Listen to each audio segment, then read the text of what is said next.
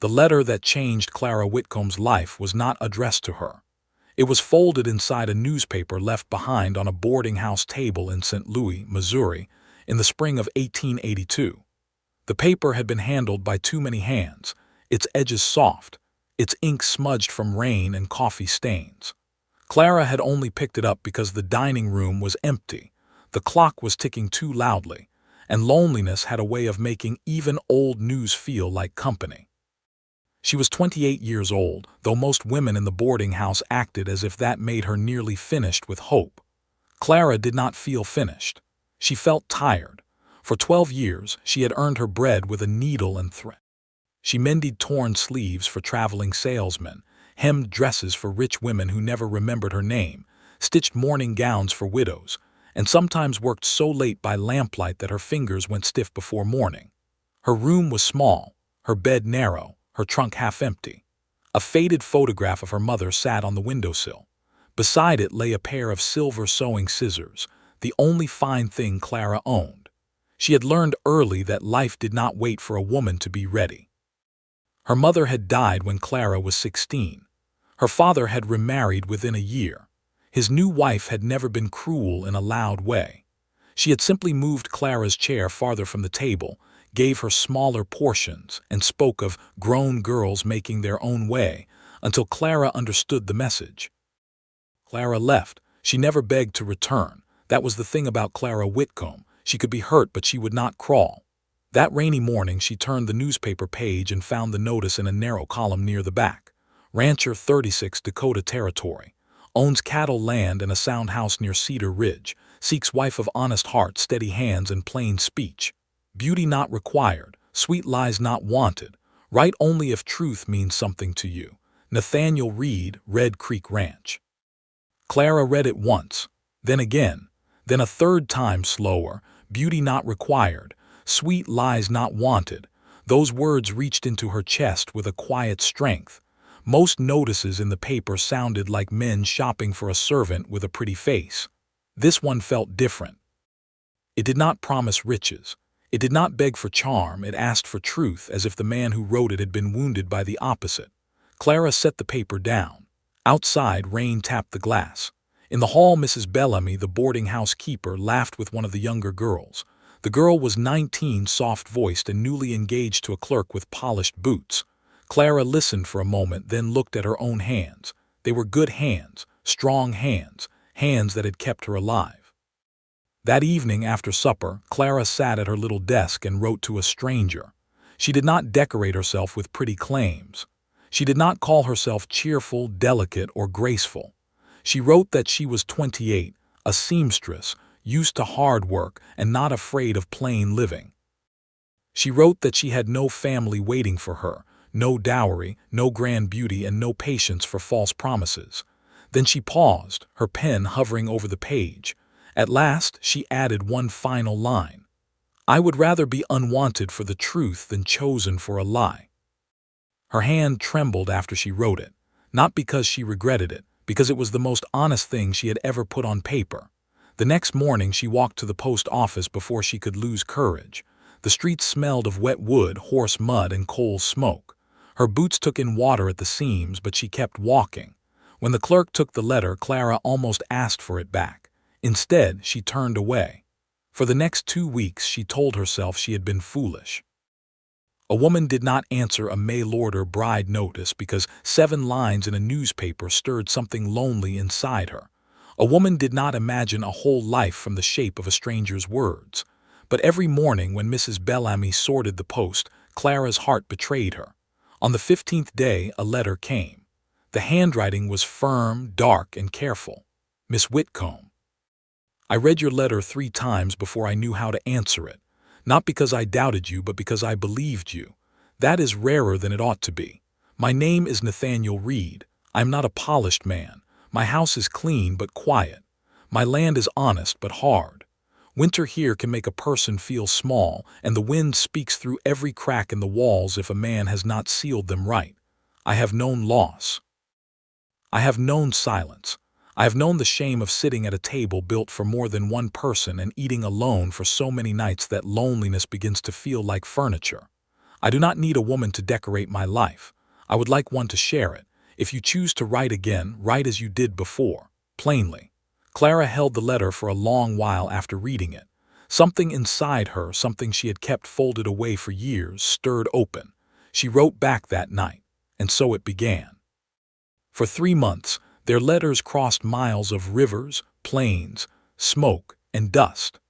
Clara learned that Nathaniel had lost his younger brother in a cattle crossing accident years before, and afterward had become the kind of man who spoke less because grief had taught him the cost of words. She learned he had a bay horse named Mercy, a stubborn milk cow, and an old hound named Judge who slept by the stove but growled at thunder. Nathaniel learned Clara hated being pitied, loved strong coffee, feared wasting her life more than she feared hardship, and kept her mother's photograph near her bed because it reminded her that gentleness could survive in a hard world. Their letters did not sound romantic. That was why they became something deeper. One evening in July, Clara received the letter that made her sit down before her knees failed her. Miss Whitcomb, I will not pretend this is simple. You would be leaving everything known for a man you have only met through ink. That is no small thing, but I have come to wait for your letters like a man waits for rain after drought. If you are willing, come west. I will meet the train in Cedar Ridge on the first Tuesday of August. If you step off that train and decide I am not the man you hoped for, I will pay your way back east without anger. But if you stay, I swear before God and open sky, I will never ask you to become less than the truth you sent me. Nathaniel Reed. Clara read the letter twice. Then she pressed it against her chest. By morning, she had made her decision. She sold what little she could. She gave away what she could not carry. She packed 2 dresses, her sewing kit, her mother's photograph, a Bible with loose pages, and every letter Nathaniel had sent her, tied with a strip of blue cloth from an old dress. Mrs. Bellamy stood in the doorway as Clara closed her trunk. You may come crawling back before winter, the woman said, not cruelly but not kindly either. Clara lifted her chin. Maybe, she said, but at least I will know I tried to walk toward something. The train left St. Louis under a pale morning sky. Clara sat by the window with her gloved hands folded tightly in her lap. The city slipped away behind her. Brick buildings gave way to fields. Fields widened into land that seemed to have no end. With every mile, fear rose higher in her throat. He could be false. The ranch could be nothing. His kindness could live only on paper. And worst of all, she could arrive, look into his face, and feel the terrible emptiness of a mistake. But Clara stayed in her seat, because courage was not the absence of fear. It was carrying fear west with both hands and not turning back. On the 3rd evening, as the train thundered toward Dakota territory, Clara untied the blue cloth and read Nathaniel's first letter again. I do not need a woman to decorate my life. I would like one to share it. Outside the window, the sky burned gold over the endless prairie, and somewhere beyond that light, a lonely rancher was waiting at a station, holding his hat in his hands, wondering if the woman who had written the truth would truly step off the train. Cedar Ridge Station was little more than a wooden platform, a freight shed, and a water tower leaning against the wide Dakota sky. When Clara stepped down from the train, she felt the wind before she saw the town. It moved across the platform with a bold, open force, tugging at her bonnet ribbons and pressing her skirt against her legs. It smelled of dust, dry grass, coal smoke, and something sharp she could not name. She held her small valise in one hand and looked over the faces waiting near the platform. A mother with 2 children, a gray-bearded man chewing tobacco, a freight clerk counting crates, and then she saw him. Nathaniel Reed stood beside a wagon near the far end of the station, holding his hat in both hands. He was taller than she had imagined. Broad-shouldered, sun-browned, with dark hair touched lightly at the temples and eyes the color of weathered blue glass. He did not smile right away. He only looked at her as if he was afraid one quick movement might make the moment break. Clara knew him before he spoke, not from his face, from the stillness. The letters had been full of that same quiet care. "Miss Whitcomb," he asked. His voice was lower than she expected. "Mr. Reed," she said. For a moment neither of them moved. The train hissed behind her. A porter dropped a trunk with a hard thud. Somewhere near the freight shed, a dog barked once and stopped. Nathaniel glanced at her valise, then at the trunk being unloaded. "You made the journey," he said. "I said I would." His mouth moved, almost a smile, but not quite. "Yes," he said softly, "you did." He picked up her trunk without making a show of it and carried it to the wagon. Clara walked beside him, aware of every step, every breath, every inch of space between them. She had crossed half the country for this man, yet she did not know how close to stand. The wagon was plain but sturdy. 2 brown horses waited in the traces, flicking their ears at the train noise. Nathaniel helped her up with a careful hand. His palm was rough, warm, and gone almost as soon as she felt it. "I need to tell you something before we leave town," he said, climbing onto the seat beside her. Clara's stomach tightened. "All right." He looked toward the dusty street beyond the station. "Folks here know why you came." She looked at him. "I did not announce it," he added quickly. "But a town like Cedar Ridge does not need much help making stories. The postmaster talks. The station agent guesses. Mrs. Vale at the Mercantile sees everything and forgives nothing." Clara looked out at the small row of buildings. A general store, a blacksmith, a church with peeling white paint, a hotel, and a sheriff's office with 1 chair outside. Several people were already pretending not to stare. "I have lived with people talking before," Clara said. Nathaniel turned to her then, and something like respect moved through his eyes. "I believe you have." He clicked his tongue to the horses, and the wagon rolled away from the station. Cedar Ridge passed slowly. Men paused outside the blacksmith shop. A woman holding a basket looked Clara up and down. 2 boys ran along the boardwalk until an older man snapped at them to stop gawking. Clara kept her hands folded in her lap and her back straight. Nathaniel noticed. "They will tire of it," he said. "No, they will not," Clara replied, "but they may grow better at hiding it." This time Nathaniel did smile. It was small, but it changed his whole face. The town fell behind them and the road opened into prairie. Clara had seen wide land from the train window, but this was different. There was no glass between her and the world now. The sky seemed too large for any one person to stand beneath. Grass rolled in pale waves on both sides of the road. Far off, a hawk circled above a low ridge. For a long while they rode in silence. It was not unpleasant. Still, Clara felt the weight of what had not been said. She had come west as a promised bride, yet no vows had been spoken. No ring waited on her finger. The man beside her was both stranger and almost known. At last Nathaniel cleared his throat. "The ranch is 12 miles out. House is smaller than it sounded in my letters." "You said it was plain." "It is plainer in person. I have lived in rented rooms with walls thin enough to hear other people dream," Clara said. "Plain does not frighten me." He nodded once. They rode another mile. Then he said, "Judge may frighten you. The hound. He thinks thunder is an enemy and strangers are tax collectors. I have met worse." Nathaniel looked at her from the corner of his eye. "I expect you have." By late afternoon, the land dipped into a shallow valley. Clara saw the ranch for the first time. Red Creek Ranch sat beneath a long sweep of sky, surrounded by fence lines, cattle pens, a small barn, and a windmill that creaked in the steady breeze. The house was made of weathered boards with a low porch and smoke rising from the chimney. It was not beautiful in the polished way of Eastern homes, but it stood firm. Something about that mattered to Clara. As the wagon rolled into the yard, a deep bark came from the porch. An old hound stood there, gray around the muzzle, one ear bent, his body stiff with suspicion. Nathaniel climbed down. "Judge, mind yourself." The dog ignored him completely and stared at Clara. Clara stepped down slowly. She did not reach for him. She did not speak in a sweet, false voice.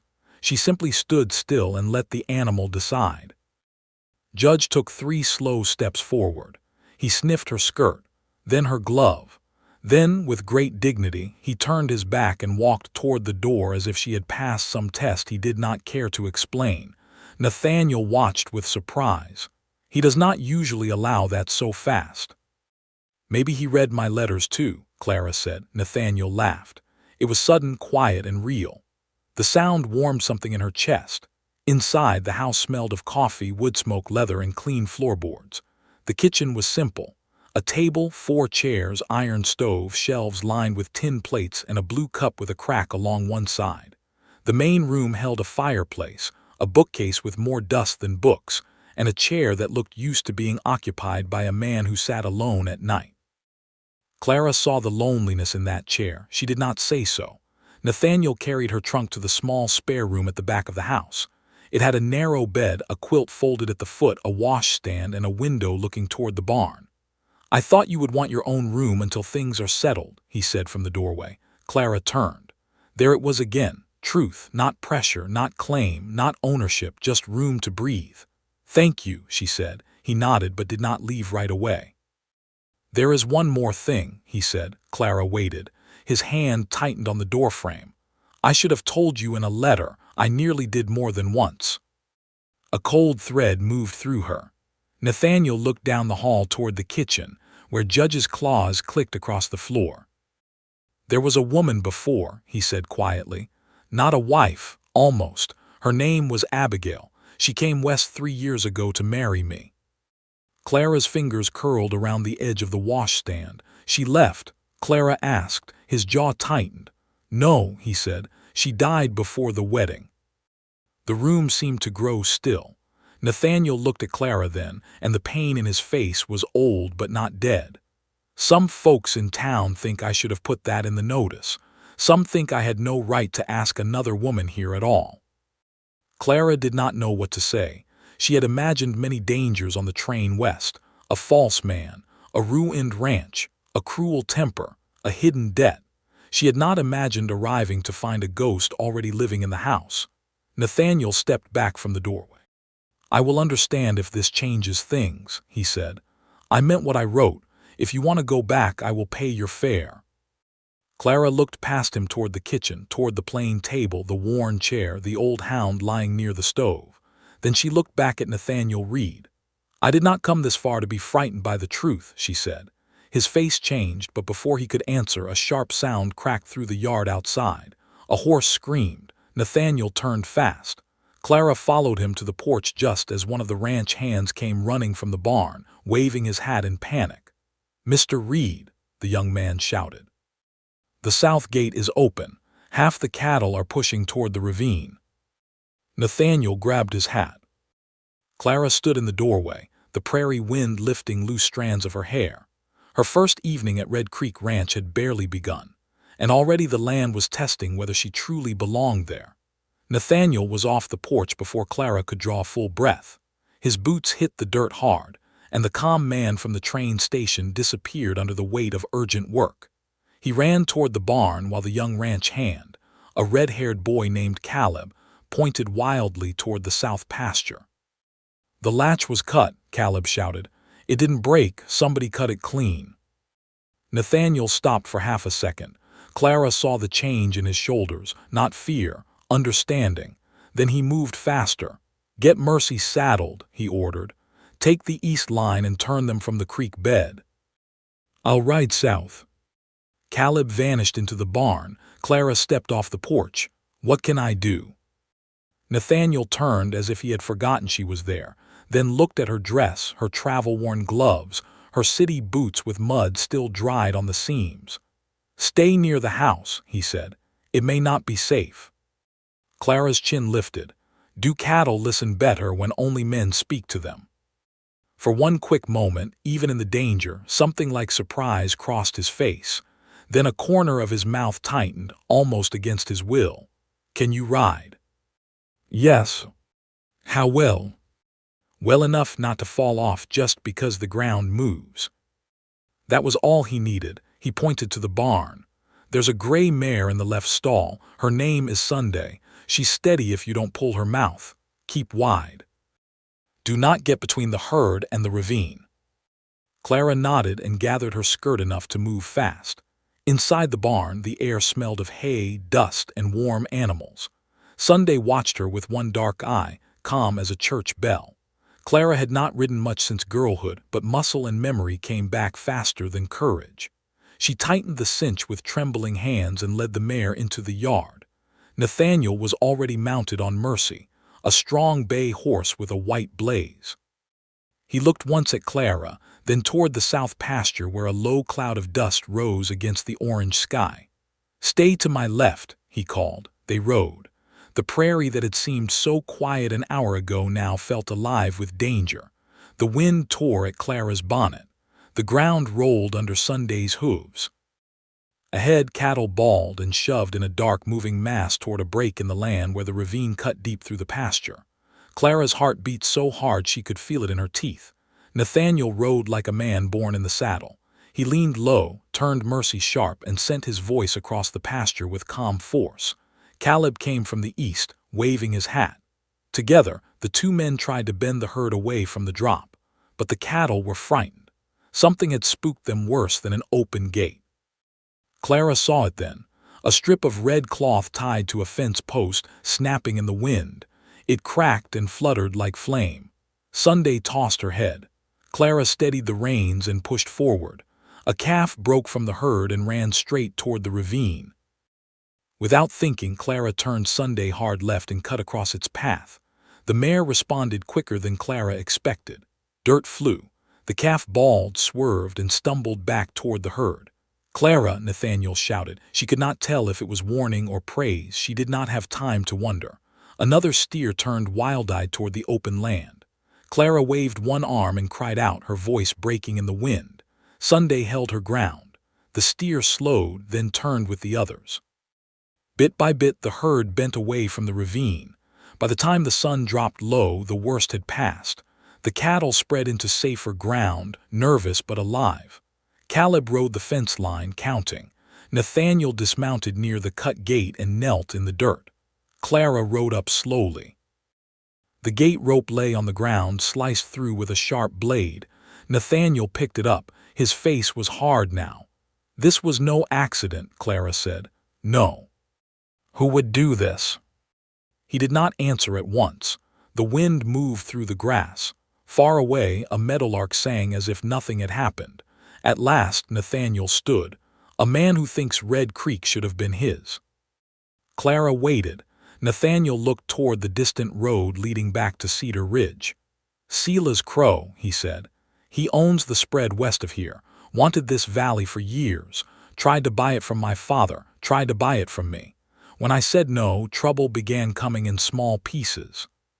"What kind of trouble?" "Fence down, salt sacks ruined, a well rope cut, 2 calves missing last fall. And the town knows." "The town knows what it can prove," he said, "which is nothing." Clara looked at the sliced rope in his hand. A hard, cold anger rose in her, not loud but steady. She had known men like that in the city, men who smiled while pushing others toward the edge, men who called greed ambition and cruelty business. Nathaniel looked at her then. "You should not have had to see this your first day." "But I did. I meant to give you supper, a quiet evening, time to settle." Clara looked across the pasture at Caleb, at the tired horses, at the cattle still shifting in the dusk. "You gave me the truth," she said. "That was the bargain, was it not?" For a moment Nathaniel seemed unable to speak. Then Judge barked from the direction of the house, deep and angry. Both of them turned. A rider sat on the road near the front gate. He was too far away to see clearly, but he sat easy in the saddle, watching the ranch as if it already belonged to him. Nathaniel's hand tightened around the cut rope. "Crow," he said. The rider lifted one hand in a slow, mocking greeting. Then he turned his horse and rode away. That night, supper was late and quiet. Clara sat at the kitchen table with dust on her hem and a scratch across one glove. Nathaniel poured coffee with hands that looked steady, though she noticed the small tightness in his fingers. Caleb ate fast, still shaken, and excused himself to sleep in the bunkhouse. Judge lay near the stove with his head on his paws, but his eyes stayed open. The house no longer felt lonely to Clara. It felt watched. After the dishes were washed, Nathaniel stood by the kitchen window, looking out at the dark yard. You helped save more cattle than I care to count, he said. I helped a little. You helped enough. Clara dried the last plate and set it on the shelf. You do not like owing people. He looked back at her. No. Neither do I. That faint smile returned for a second, tired but real, then it faded. I need to say something and you may not like it, he said. Clara folded the dish towel carefully. Say it plainly. Crow will notice you. He notices anything that matters to a man. The words landed softly, but Clara felt their weight. Nathaniel looked ashamed of having to say them. I do not mean to frighten you, he continued. But a woman arriving here gives him something to talk about, something to twist. He may come at you with charm first, then insult, then lies. Clara walked to the table and touched the bundle of letters she had set there earlier. I have lived under whispers before. This is different. Maybe, she said, but I am not as breakable as people assume. Nathaniel lowered his eyes. I am beginning to understand that. The room grew quiet. A lantern flickered on the table, throwing gold over the blue cloth around his letters. Clara noticed Nathaniel looking at the bundle. You kept them with you? He asked. Yes. All of them? Yes. His face softened in a way she had not seen before. I kept yours too, he said. Clara looked up. In the desk, he added. I did not know if that would seem foolish. No, she said quietly, it seems human. For the first time since she had arrived, the silence between them changed. It was no longer careful. It was warmer, deeper, carrying all the words they were not ready to say. If this moment touched your heart, stay with the story, because Clara had only just reached Red Creek Ranch, and the truth waiting in that house was far from over. Later, when Clara went to her room, she found a folded quilt at the foot of her bed that had not been there before. It was faded blue and white, worn soft from years of use. Nathaniel stood in the hall, his hand resting on the doorframe. My mother made it, he said. I thought the nights might feel cold. Clara touched the quilt, a mother's stitches. A lonely house, a man who did not know how to offer tenderness without making it practical. Thank you, she said. He nodded and started to leave. Nathaniel, she called softly. He stopped. Who was Abigail? The question changed the air. His back remained turned for a moment. Then he faced her and the shadow in his eyes returned. She was the woman I failed to save, he said. Before Clara could ask anything more, a sound came from outside, not thunder, not wind. 3 slow knocks against the front door. The knocks came again. 3 slow sounds against the front door. Nathaniel moved first. He crossed the hall without a word, took the lantern from the kitchen table, and lifted it high enough for the light to reach the window. Judge rose from beside the stove, his old body stiff, his lips pulling back in a low growl. Clara stepped into the hall behind Nathaniel. Stay back, he said quietly. She did not argue, but she did not return to her room either. Nathaniel opened the door only halfway. A man stood on the porch with rain dusting the shoulders of his dark coat, though no rain had touched the ranch yard yet. He was tall, narrow-faced, and carefully dressed for a place where careful dressing usually meant a man wanted to be noticed. His black hat sat low over sharp eyes. A silver watch chain crossed his vest. He smiled like a knife pretending to be a spoon. Nathaniel, he said, heard you had some trouble with your cattle. Nathaniel's hand tightened on the door. Evening Crow. So this was Sela's crow. Clara felt it before she understood it. Some men brought cold into a room without opening a window. Crow's gaze slid past Nathaniel and found her standing in the hall. Well now, he said softly, the bride from the east. Nathaniel shifted, blocking more of the doorway. She is a guest in my house. Crow's smile widened. Only a guest. Folks in Cedar Ridge are already telling a sweeter story than that. Clara stepped forward before Nathaniel could answer. My name is Clara Whitcomb, she said, and I prefer people not speak about me as if I were a package dropped at the station. Crow's eyes sharpened with interest. A woman with a tongue. A man with ears should make use of them. For one moment the porch went silent. Then Crow laughed. Nathaniel did not. Crow took off his hat and held it to his chest in a show of manners that did not reach his face. "No offense meant, Miss Whitcomb. I only came by to offer neighborly concern." "The gate rope was cut," Nathaniel said, "so I heard.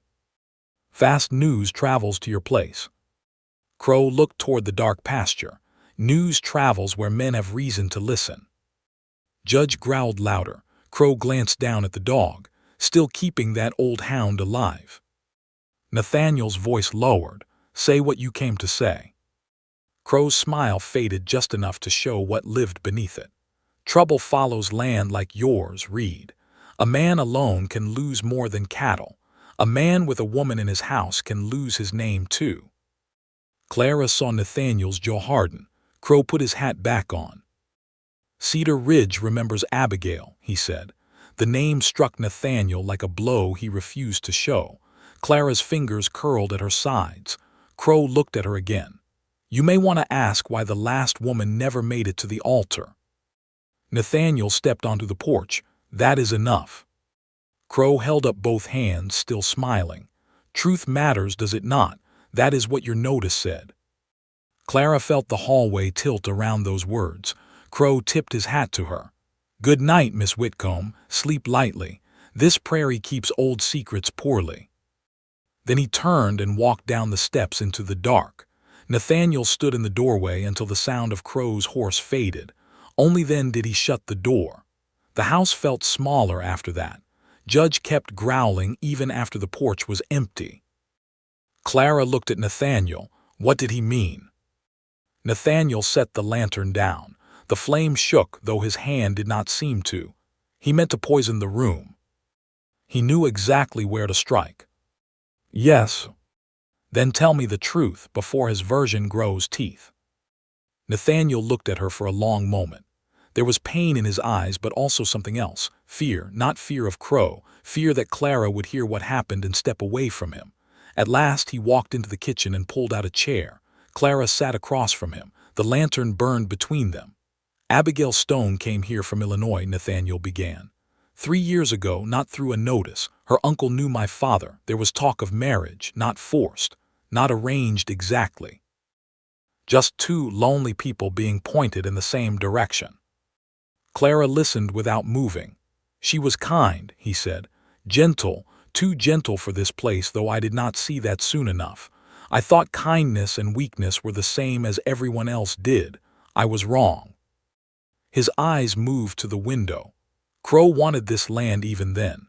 Abigail heard things in town, saw him meeting with a survey man. She tried to warn me. I told her not to trouble herself with ranch matters. The shame in his voice was quiet but deep. "A week before the wedding, she rode out to bring me a note from town. Storm came in hard. Her horse was found near the creek crossing." Clara's breath caught. Nathaniel swallowed. "They found Abigail the next morning. The creek had risen. There was no mark that proved anything but weather and bad luck." "But you do not believe it was only that?" "No," he said, "because the note she carried was gone. And 2 days later, Crow filed a claim saying part of my south pasture belonged to him." The room seemed to darken around the lantern. "Did anyone believe you?" "Some did in whispers, none did in court." Clara looked down at her hands. A dead woman, a missing note, a greedy neighbor, a town that looked away. Now Clara understood the ghost in the house. It was not only grief. It was unfinished truth. Nathaniel leaned back in his chair, tired suddenly in a way that made him seem older. "I should have told you before you came." "Yes," Clara said. He flinched, but she continued. "But I understand why you did not." His eyes lifted. "I would not have refused the truth," she said, "but I might have feared the shadow around it. I was afraid of that. And now I am afraid you will stay and be harmed because of me." Clara looked at him steadily. "Nathaniel, I have spent most of my life being moved by other people's decisions. My father's, his wife's, employers, landladies, women who smiled while reminding me I had no husband, no house, no place of my own." Her voice softened but did not weaken. "I came here by choice. Do not take that from me by calling it protection." Nathaniel's expression shifted. For the first time, he looked not like a man trying to guard a woman from danger, but like a man realizing she had brought her own strength with her. Before he could answer, Judge barked once and moved toward the door. This time no knock followed, only the wind. Nathaniel stood and lifted the lantern again. Clara followed him to the front window. Outside, near the porch rail, something pale fluttered against the post. A folded paper had been pinned there with a small knife. Nathaniel opened the door and stepped out. Clara came behind him despite his quick glance of warning. He pulled the knife free and unfolded the paper. By lantern light, Clara read the words written in thick black ink. "Ask him about the blue ribbon." Nathaniel went still. Clara looked at him. The bundle of his letters in her room was tied with blue cloth, but from the look on Nathaniel's face, this message was not meant for her. It belonged to Abigail. And whatever secret had been buried with her was beginning to rise. Nathaniel did not speak for so long that Clara could hear the prairie breathing. The lantern flame bent in the wind. The paper trembled in his hand, though his face had gone so still it looked carved from the same weathered wood as the porch rail. "Ask him about the blue ribbon." Clara read the words again, and a chill passed through her that had nothing to do with the night air. "Nathaniel," she said softly, "what blue ribbon?" His eyes stayed on the paper. For a moment, she thought he might fold the truth back inside himself and lock it away the way lonely men sometimes did with grief. But then he lowered the note and looked toward the dark pasture where the cattle had finally quieted. "Abigail wore one," he said.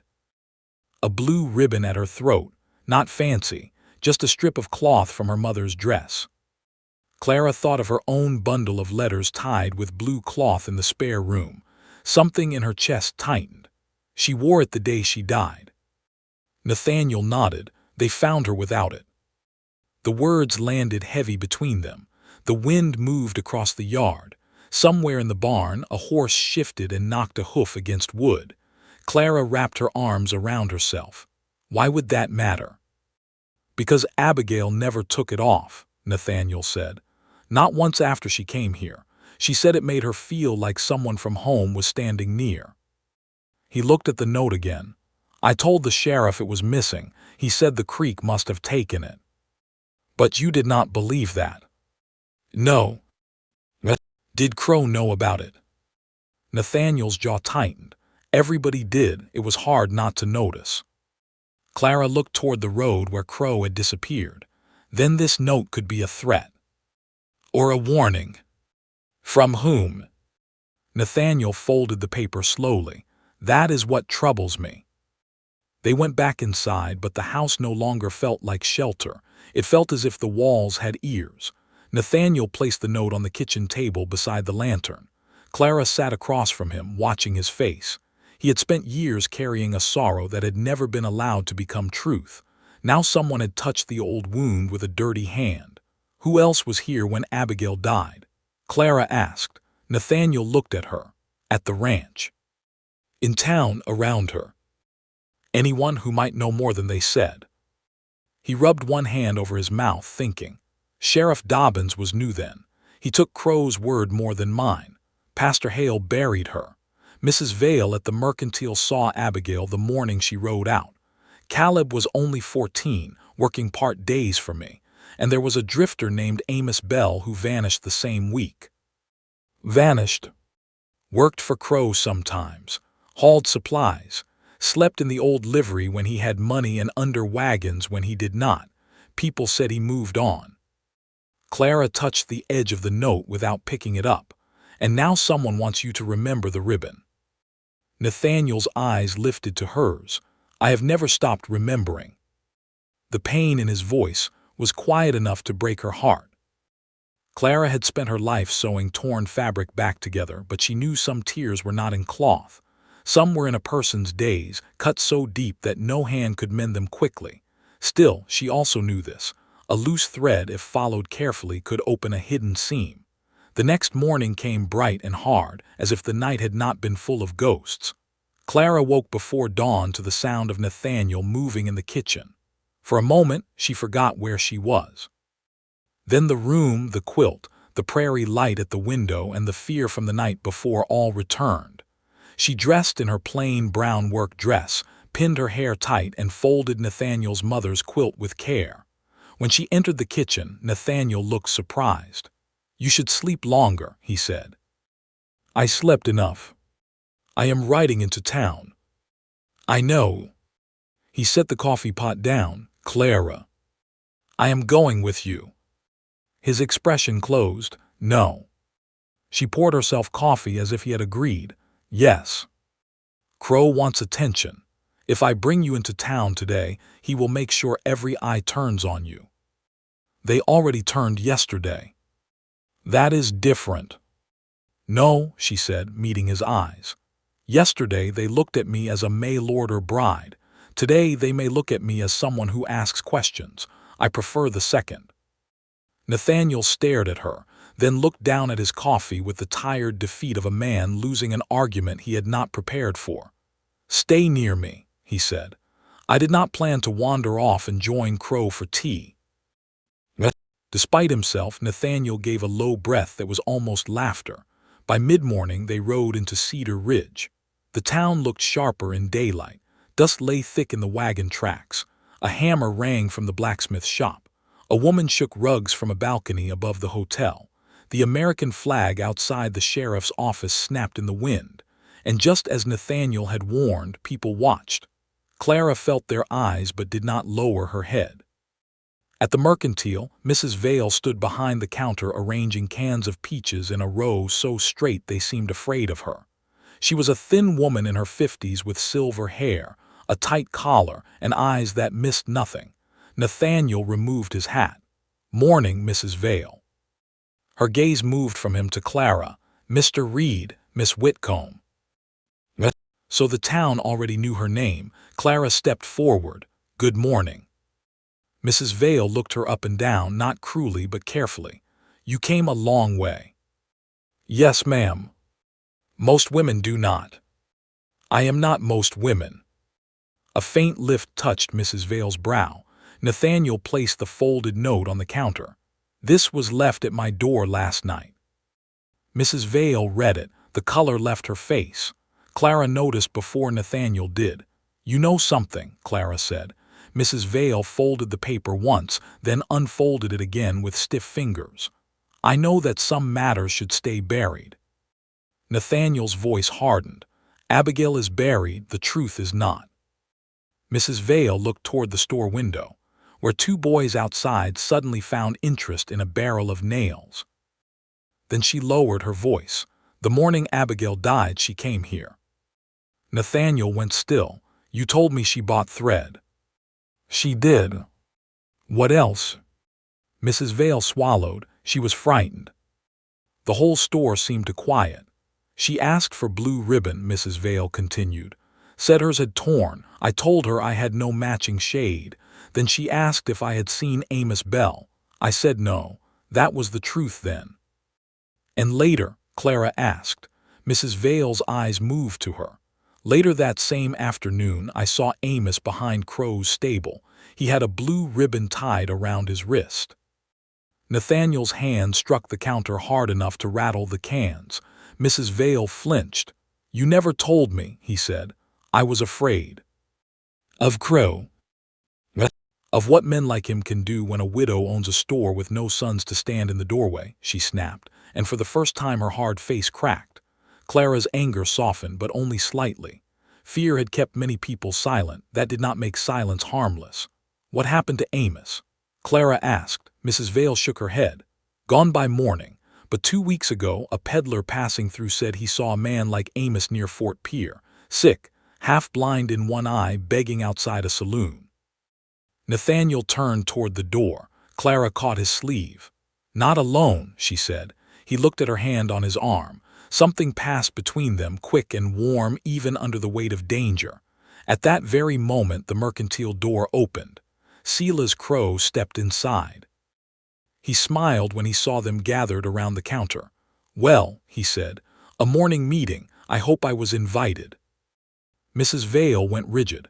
Nathaniel moved slightly in front of Clara, but she stepped just enough to stand beside him instead. Crow's eyes dropped to the note on the counter. His smile thinned. "That old story again," he said. "Careful, Reed. A man can lose the present by digging too hard in the past." Clara looked straight at him. "And a guilty man can lose sleep when the past starts digging back."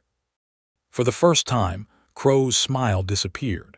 "If you believe one act of courage can change a life, don't forget to like this story and stay with Clara, because the secret tied to that blue ribbon was about to pull the whole town into the light." Crow stepped closer to the counter. Nathaniel's hand lowered near his side, but he did not reach for a weapon. Clara noticed something then, a thin scar across Crow's right wrist, and beneath his cuff, just for one breath, a faded thread of blue caught the light. The blue thread under Crow's cuff was only visible for a breath. Then he pulled his sleeve down, but Clara had seen it. Nathaniel had seen her see it. The air in Mrs. Vale's mercantile tightened until even the old floorboards seemed afraid to creak. Crow's eyes moved from Clara's face to Nathaniel's hand, then back again. The smile returned slowly, but it was not smooth now. It had a crack in it.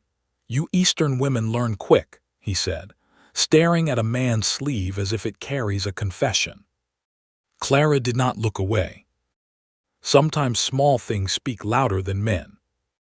Mrs. Vale gripped the counter with both hands. Nathaniel's voice was calm, but Clara heard the iron beneath it. "Show your wrist." Crow gave a short laugh. "You do not command me in a public store." "No," Nathaniel said, "but you came in here speaking like a man with nothing to hide." Crow stepped closer, lowering his voice. "Careful, Reed. You already lost one woman to your stubbornness. Would be ashamed to make the same mistake twice." Nathaniel's face changed.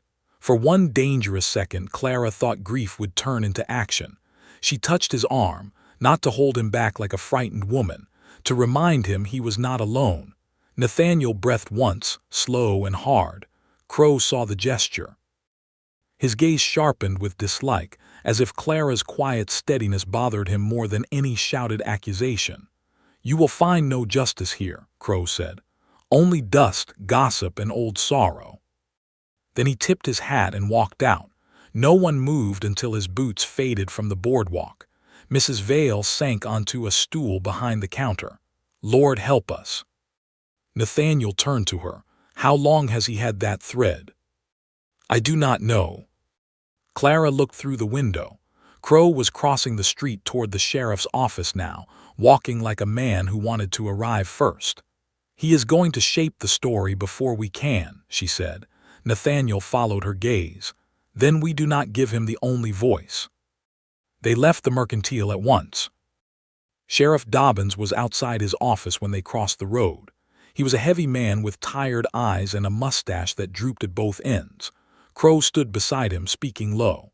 When Nathaniel and Clara approached, the sheriff looked as if he had been handed a problem before breakfast and blamed them for it. "Reed," he said. Nathaniel held up the note. "This was left at my house last night. Someone cut my south gate yesterday.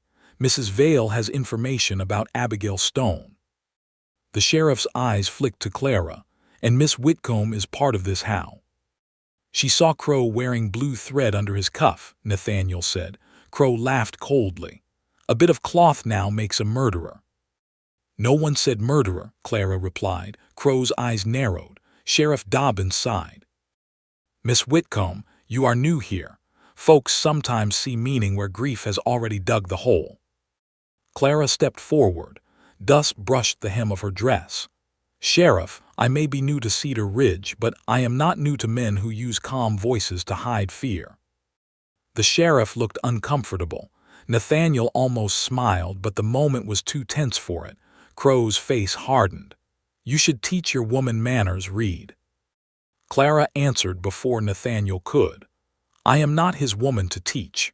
And if manners mean staying silent while a dead woman's name is used like a fence post, then I will do without them." A few townspeople had gathered now. The blacksmith stood at his doorway. Two women paused outside the hotel. Caleb had ridden in and stopped near the hitching rail, his young face pale but watchful. Sheriff Dobbins looked around and lowered his voice. "Enough. I will ask questions. That is all I can promise." "Ask Amos Bell," Clara said. Crow's head turned too quickly. There it was, a small mistake. Nathaniel caught it too. The sheriff frowned. "Amos Bell left 3 years ago." "Maybe," Clara said. "Or maybe he is still alive near Fort Pierre." Crow laughed again, but this time the sound came late. "A drunk drifter's word against mine. That is what you are building." Nathaniel looked at the sheriff. "Then send a wire." "To whom?" "The marshal's office at Fort Pierre. Ask if Amos Bell is there." Sheriff Dobbins rubbed his jaw. He did not want to do it. Everyone could see that. But everyone had also heard. At last he nodded. "I will send the wire." Crow's smile vanished completely. By sunset, Cedar Ridge had changed. The town still looked the same. Dust still moved down the street. Horses still stamped near hitching posts. The church bell still rang 6 times, but people were talking differently now. Not loudly, not bravely, just differently. Clara and Nathaniel returned to Red Creek Ranch under a sky streaked with fire. Neither spoke for the first few miles. The wagon wheels groaned. Judge, who had come into town in the back of the wagon like a suspicious judge at trial, rested his chin on his paws and watched the road behind them. At last, Nathaniel said, "You should not have stood against Crow like that." Clara looked at him. "Do you mean because it was dangerous, or because I did it well?" He glanced at her, then looked back at the road. "Both." A quiet smile touched her mouth, then it faded. "He fears Amos," she said. "Yes." "And he fears the ribbon." Nathaniel's hands tightened on the reins. "If Amos saw what happened to Abigail, I need to know." "You will." He shook his head. "I have told myself that before." Clara heard the weariness in him. Years of locked doors. Years of being told to move on. Years of carrying a woman's memory while everyone else treated it as finished business. She looked at the land ahead, where Red Creek Ranch sat in the distance with smoke rising from the chimney Caleb had lit before them. "Nathaniel," she said softly, "truth does not die because people bury it. Sometimes it only waits for someone willing to dig." He did not answer, but his eyes shone in the low light. That night after supper, Caleb brought in a small wooden box from the bunkhouse. "I should have said this before," the boy murmured. Nathaniel looked up. "Said what?" Caleb set the box on the table. His hands shook. "I was 14 when Miss Abigail died. I found this near the creek 2 days after." He swallowed hard. "I kept it because I was scared.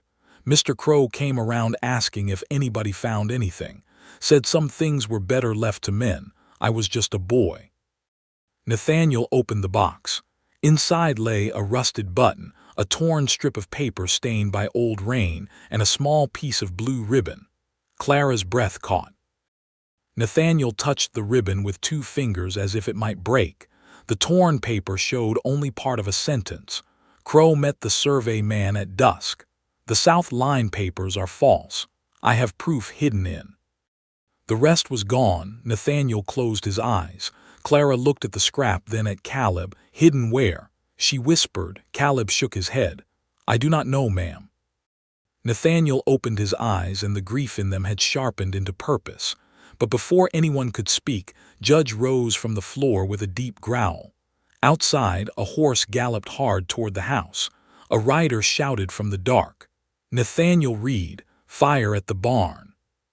The shout split the night open. Nathaniel was out of his chair before the wooden box stopped shaking on the table. Clara snatched the lantern from beside the stove and followed him to the porch, her heart already pounding against her ribs. The barn glowed orange at the far corner, not fully burning yet, but close enough. A line of fire crawled up the dry hay stacked near the side wall, licking at the boards like it had been waiting there. Smoke rolled low across the yard. The horses inside screamed and kicked against their stalls. Caleb ran past Clara with a bucket in each hand. Nathaniel grabbed another from the porch. "Well, water now." Clara did not wait to be told twice. She raced to the pump, the cold handle biting into her palms as she worked it hard. Water spilled into the bucket, splashing her skirt and boots. Caleb hauled the first 2 buckets toward the barn while Nathaniel threw open the big doors. Smoke burst out. Mercy reared inside, wild with fear.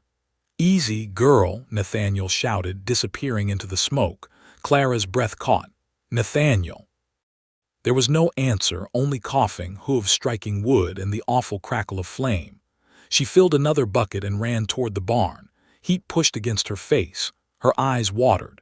Caleb threw water along the burning hay, but the fire kept climbing. Then Nathaniel came out leading Mercy, his sleeve smoking near the cuff. The mare's eyes rolled white, but he held firm. He passed the reins to Clara.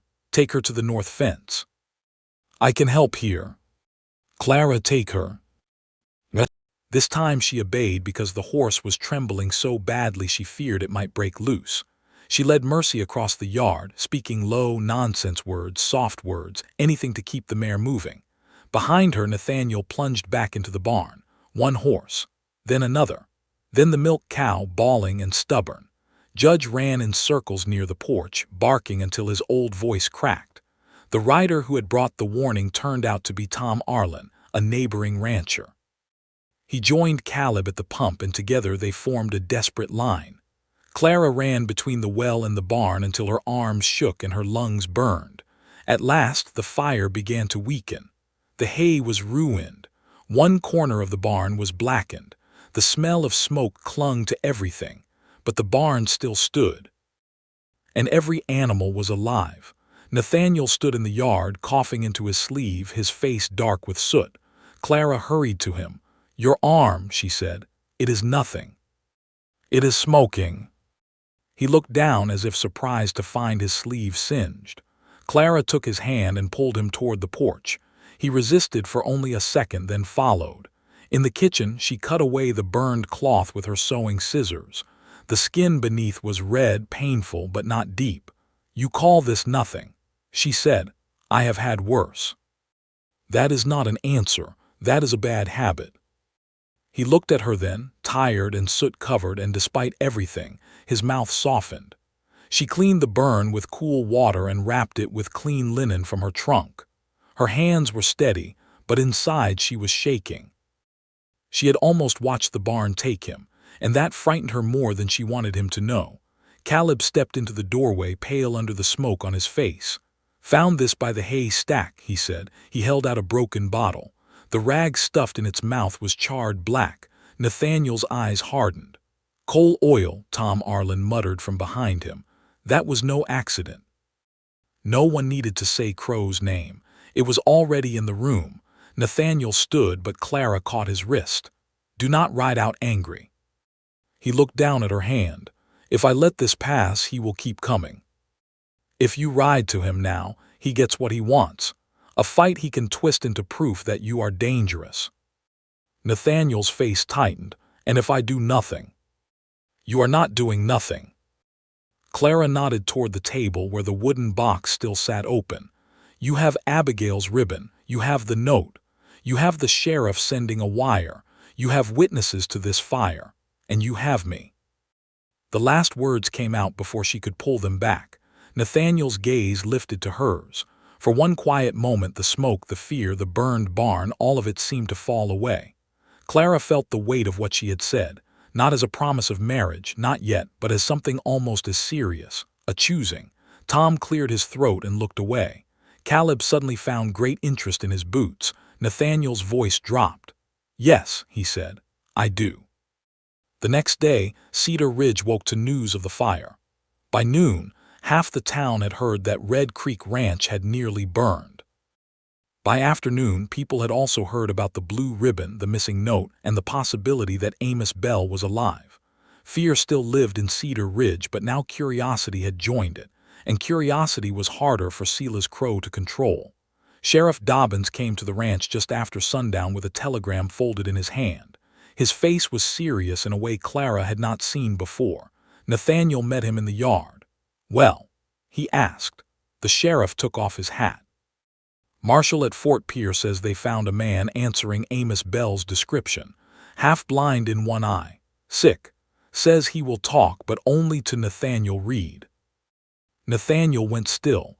Clara felt the ground shift beneath the story. "When?" she asked. "Soon as you can ride," the sheriff said, "but there is more." He handed Nathaniel the telegram. Nathaniel read it once, then again. Clara saw his face lose color. "What is it?" she asked. He passed her the paper. The final line read: "Bell claims Abigail Stone hid the proof inside Reed's own house." Clara looked toward the ranch house, its windows glowing softly in the evening light. The secret they had been chasing across town, and memory had been close enough to touch all along. Somewhere inside those walls, Abigail's final truth was waiting. Clara stood in the yard with the telegram in her hand, staring at the house as if it had become a stranger. The windows glowed warm. Smoke rose from the chimney.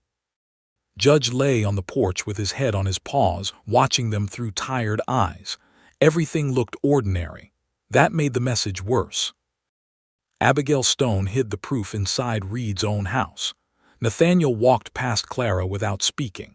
He climbed the porch steps and opened the door, but then he stopped just inside, one hand resting against the wall. For years he had lived among these rooms. He had sat at that kitchen table. He had built fires in that hearth. He had walked through the hallway in winter darkness and summer heat, carrying grief like another piece of furniture. And all that time, Abigail's truth may have been hidden near him. Clara followed him in slowly. Sheriff Dobbins came behind them, hat in his hands. Caleb stayed at the door, looking pale and frightened. Tom Arlen waited outside with the horses, keeping watch. Nathaniel turned in the kitchen, his face full of pain. "I searched after she died," he said. "Every drawer, every trunk, every place I thought she might have put something." Clara set the telegram on the table. "Then we think where a frightened woman would hide something from a man who knew this ranch." Nathaniel looked at her. "Crow knew the barn," she said. "He knew the fence lines. He knew enough to cut the south gate. If Abigail had proof against him, she would not hide it anywhere obvious." Sheriff Dobbins cleared his throat. "Marshall says Amos is weak. We may not have long to get his full statement." "Then we search tonight," Nathaniel said. They began with the kitchen. Clara opened cupboards while Nathaniel checked beneath loose boards near the stove. The sheriff searched the pantry. Caleb brought lanterns from the barn, his hands still shaking from the fire the night before. Every small sound felt too loud. A drawer scraping open. A chair moved across the floor, the wind pressing against the windows. Clara found old receipts, a cracked button, 3 rusted nails, and a paper of dried beans. Nathaniel found nothing under the floorboards but dust and a long dead mouse. They moved to the main room. The chair Clara had noticed on her first day sat near the hearth. Nathaniel lifted it, turned it over, ran his hands along the underside. Nothing. He checked behind the bookcase, inside hollow curtain rods under the hearthstone. Nothing. Hours passed. The house grew colder. At midnight, Sheriff Dobbins rubbed his eyes and said, "Maybe Bell is lying. Drifters say things for attention." Nathaniel's face darkened. Clara stood near the fireplace, holding Abigail's small piece of blue ribbon between her fingers. "No," she said. The men looked at her. "She was trying to warn you," Clara said to Nathaniel. "She was not thinking like a rancher or a sheriff. She was thinking like a woman who knew she might not be believed." Her eyes moved slowly around the room. She would hide it somewhere another woman might understand. The words came out before Clara knew exactly what they meant. Then she remembered the quilt, Nathaniel's mother's quilt, the one folded at the foot of her bed, a woman's stitches, a safe place, a place men might overlook because it looked like comfort, not evidence. Clara turned and walked quickly down the hall to the spare room. Nathaniel followed. The quilt lay folded neatly where she had placed it that morning, blue and white, faded soft, stitched by a mother's hands. Clara lifted it onto the bed and ran her fingers over the seams. At first there was nothing. Then she found it. One patch near the lower corner felt thicker than the others. Her heart began to pound. "Nathaniel," she whispered. He stood beside her, silent. Clara took out her sewing scissors, the same silver scissors she had carried from St. Louis, and carefully opened the hidden seam. The thread was old, but not as old as the quilt. Someone else had restitched it. Inside was a folded oilskin packet. Nathaniel stopped breathing. Clara lifted it free and placed it in his hands. For a long moment he could not open it, so she did. Inside were 3 papers, a copy of a land survey, a signed statement from a surveyor admitting Silas Crow had paid him to falsify the south boundary, and a letter written in Abigail Stone's hand. Nathaniel sank onto the edge of the bed as if his legs had failed him. Clara held the letter under the lantern light and read softly, "Nathaniel, if this reaches you, then I was too afraid to say it plain while looking at your face. Crow has lied about the South Line. I saw the papers. Amos helped carry them and told me where they were kept. I am riding to town to find Sheriff Dobbins before Crow knows I have proof. If I do not return, do not let them call it weather. Do not blame yourself for not seeing what I tried to hide. You have a good heart, Nathaniel Reed, but you carry sorrow like it is your duty. It is not. Live past this. Love past this if God gives you the chance. Abigail." Nathaniel covered his face with one hand. No one spoke. Clara folded the letter with great care. She felt tears burning behind her eyes, not only for Abigail, but for the man sitting on the bed beside a truth that had waited 3 years to forgive him. Sheriff Dobbins stood in the doorway, pale. "I should have listened," he said. Nathaniel lowered his hand. "Yes, you should have." The sheriff took the words without argument. "We can reopen the claim," he said. "With this and Amos Bell's statement, Crow cannot bury it." "Only if Amos lives long enough to speak," Clara said. Nathaniel looked at her. There was no need to discuss it. By dawn, they were riding for Fort Pierre. If you have stayed with Clara and Nathaniel this far, tell me in the comments what you think Abigail's final letter means. Was it only proof, or was it also her way of giving Nathaniel permission to live again? The ride north was hard. Clara rode Sunday beside Nathaniel, her coat pulled tight against the wind. Sheriff Dobbins came with them, along with Tom Arlen and Caleb. They carried the papers inside Nathaniel's coat, wrapped in oilskin and tied with Abigail's blue ribbon. For 2 days, they crossed open land, slept little and spoke less. On the second evening, they reached Fort Pierre under a sky bruised purple with coming rain. The marshal met them outside a low wooden jailhouse. His face told the answer before his mouth did. "Bell is alive," he said, "but weak." Inside, Amos Bell lay on a narrow cot, thin as a fence rail, one eye clouded white, the other sharp with old fear. He looked at Nathaniel and began to cry before anyone said his name. "I didn't push her," Amos whispered. "God help me, I didn't push her." Nathaniel stood still. Clara felt his pain beside her like heat. Amos gripped the blanket with bony fingers. "Crow took the ribbon," he said. "He took it after she fell, said it would remind Reed what happens when people reach above their place." Nathaniel's hand curled into a fist. Clara stepped closer to him, her shoulder almost touching his arm. Amos looked at her then, confused. "You're not Abigail." "No," Clara said softly. "But I am here to hear the truth." Amos swallowed hard. "Then hear it," he whispered. "Crow did not mean to kill her at first. He meant to scare her, but she would not give him the papers. She ran toward the creek. He grabbed her horse's bridle. The animal reared. She fell. The water was high." His voice broke. "I wanted to help. Crow held me back, said if I spoke I'd be next." Nathaniel closed his eyes. The room felt as if every breath had become a prayer. Then Amos raised one shaking hand toward Nathaniel. She hid the papers before she rode out, said if she did not come back, truth would find its way home.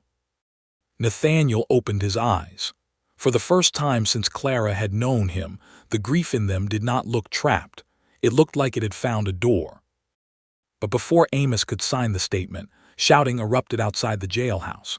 A horse screamed. Men yelled. The marshal rushed to the window.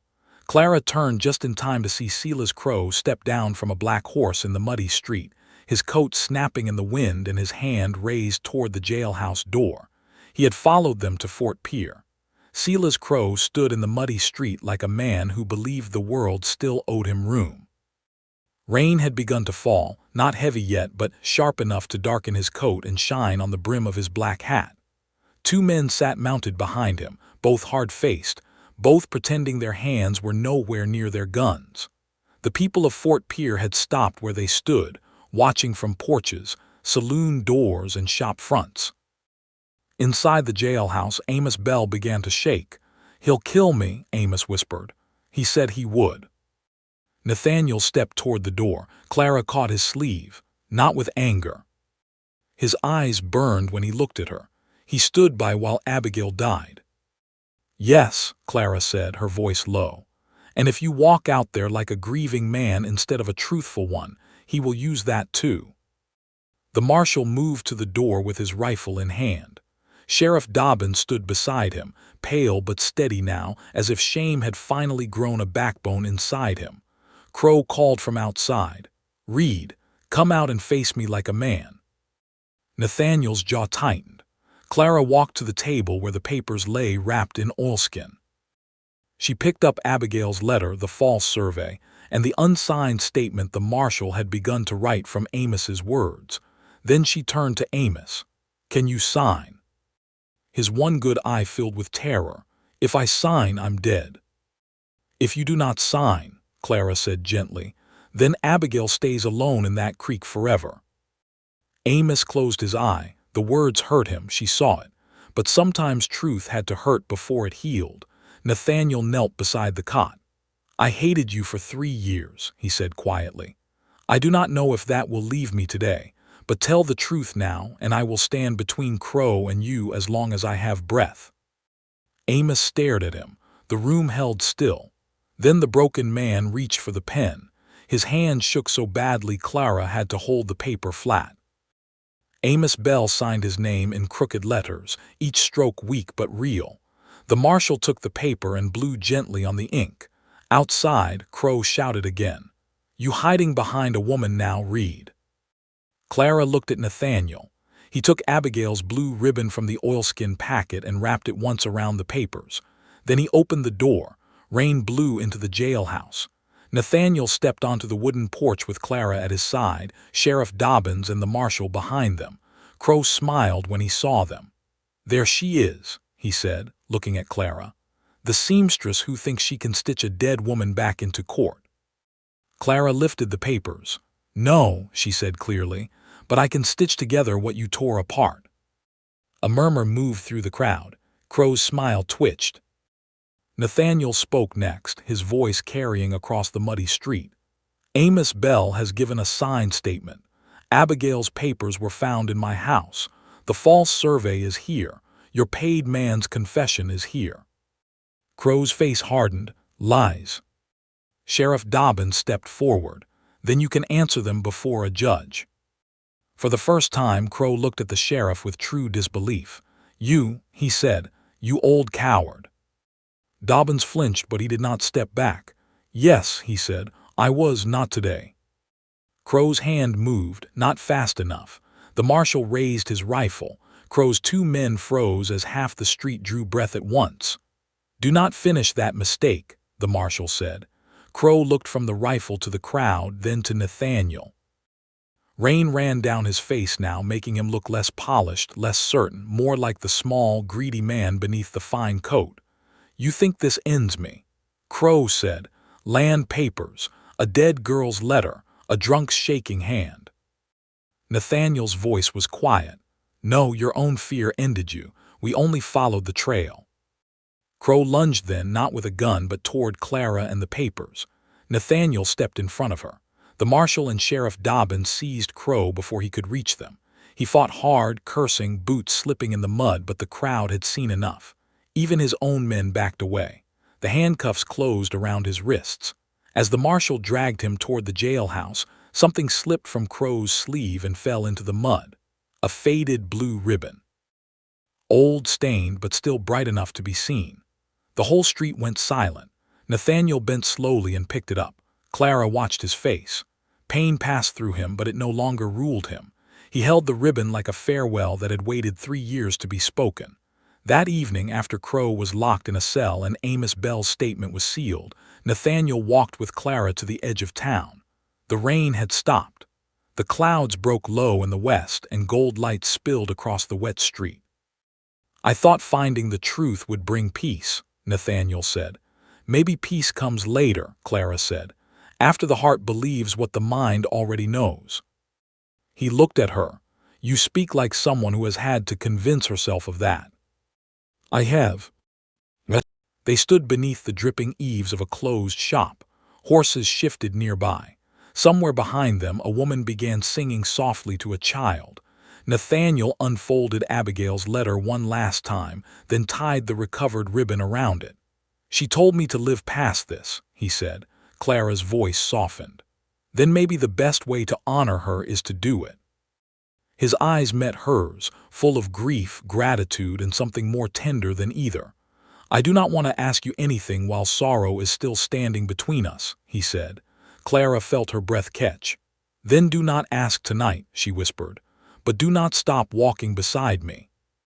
Nathaniel reached for her hand. This time he did not let go quickly. And as the last light touched the wet boards beneath their feet, Clara knew the truth had not only freed Abigail's memory. It had opened the door to whatever love might come next. By the time Clara and Nathaniel returned to Cedar Ridge, the town already knew. News rode faster than wagons on the frontier. It slipped through telegraph wires, crossed counters, passed from porch to porch, and by sunset every soul in Cedar Ridge had heard that Silas Crow had been arrested in Fort Pierre with Abigail Stone's ribbon hidden in his sleeve. For once, no one laughed at Nathaniel Reed. No one told him to let the past rest. No one called Abigail's death whether bad luck or sorrow making a man imagine things. The truth had come home. Nathaniel drove the wagon slowly down the main street with Clara beside him. People watched from the boardwalks, but this time their staring felt different. Some looked ashamed. Some lowered their eyes. Mrs. Vale stood outside the mercantile with one hand pressed to her chest. Sheriff Dobbins walked behind the wagon, carrying the sealed papers like a man carrying the weight of every year he had stayed silent. At Red Creek Ranch, the evening light spread soft and golden over the burned corner of the barn. Caleb had patched what he could. Judge limped down the porch steps to greet them, sniffed Clara's skirt, then leaned his old head against her leg as if he had decided she was no longer a visitor. Nathaniel noticed. "He trusts you," he said. Clara looked down and touched the dog's gray muzzle. "Maybe he knows I plan to stay a while." Nathaniel went still. The words had come gently, but they filled the yard. Clara did not take them back. For a long moment the only sound was the wind moving through the grass.